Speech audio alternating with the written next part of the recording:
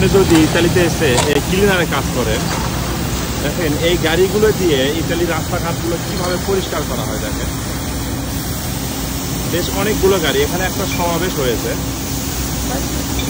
এবং সঙ্গে সঙ্গে সমাবেশ শেষ হওয়ার সঙ্গে সঙ্গে এই গাড়িগুলো দিয়ে রাস্তা ক্লিন করা হতে হচ্ছে। দেখেন কত সুন্দর না?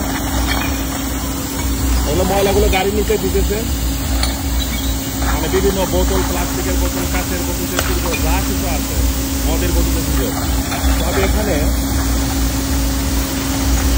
মানে মোটরের সাহায্যে সব খাওয়ার মাধ্যমে উঠে নিতেছিল এবং সাইডে পানি মারতেছে। এগুলো হলো রোড ক্লিনার গাড়ি বলা হয়। এই মহাসমাবেশটিও সামনের দিন গেছে এবং তার পিছনে দেখেন গাড়িও যাচ্ছে, এই রোড ক্লিনার যে গাড়িগুলো আছে, যে রাস্তা যে ক্লিন করতেছে। দেখেন আপনি যদি এগুলো চাকরি করেন, এগুলো চাকরি করতেও কিন্তু আপনাকে এখানে ইন্টারভিউতে ঢুকতে হবে। মানে সব জায়গায় গাড়ির মাধ্যমে এখানে পরিষ্কার, হাতে কোনো কাজ নাই। দেখছেন, হাতে কোনো কাজ নাই। এবং বাংলাদেশের সরকারি চাকরির চাইতেও এই ইতালির রাস্তাঘাটের ক্লিনারের চাকরির দাম অনেক বেশি।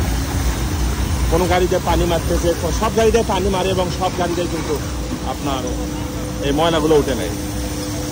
কতগুলো গাড়ি এখানে দেখেন, যেখানে একটা মহাসমাবেশ হয়েছে, সমাবেশে শেষের পরে এগুলো ক্লিন করা হচ্ছে।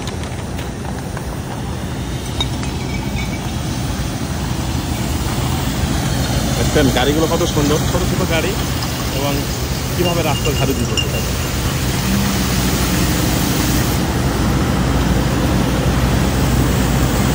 সঙ্গে সঙ্গে ক্লিন, রোড ক্লিন। এবং পুলিশ আছে, ডিউটি করতেছে।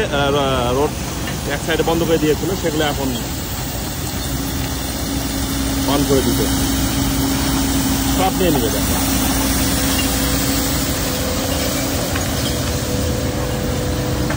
দেখছেন গাড়ির মাধ্যমে কিভাবে ক্লিন হয়।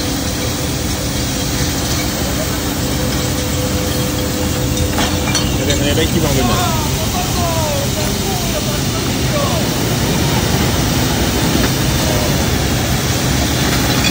আপনি ওই ধরনের জব করতে পারবেন, চাকরি করতে পারবেন, কিন্তু বাংলাদেশে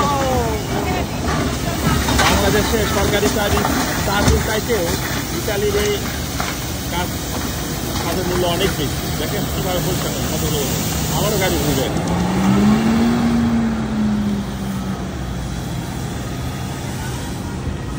আমি বাংলাদেশি ভাইদেরকে বলবো, আপনারা যদি ইতালিতে এইরকম ক্লিনার বা ঝাড়ুদারের কাজ করতে চান, হাতে কোনো কাজ না, সব মেশিনের মাধ্যমে।